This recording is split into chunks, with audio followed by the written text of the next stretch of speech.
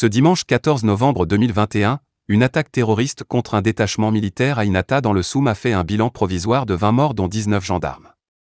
Pour le parti politique FPR, cette énième attaque résume bien l'échec de la gouvernance actuelle.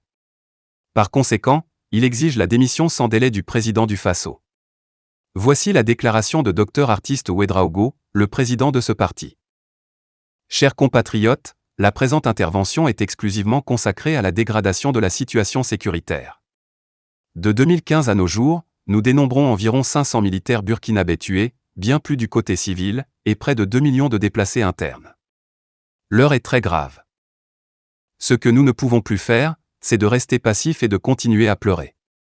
Après toute analyse, nous sommes arrivés à la conclusion que c'est bien la gouvernance actuelle qui est responsable de la dégradation de notre pays à travers les mauvaises décisions et pratiques. Aussi, les propos du chef de file de l'opposition, qui annonce que si la situation ne s'améliore pas dans un mois, il demandera la démission du chef de l'État, apparaît pour nous comme une manière de soutenir le pouvoir en lui donnant du temps, en plus de se dédouaner personnellement afin qu'on ne dise pas qu'il n'a rien fait.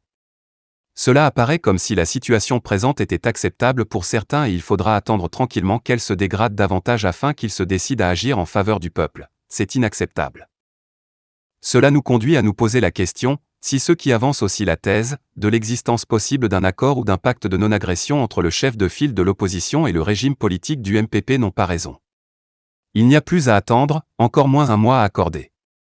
Si le chef de file de l'opposition estime qu'il y a un échec de gouvernance et que la démission du président est nécessaire pour le pays, il doit s'affirmer clairement dans ce sens.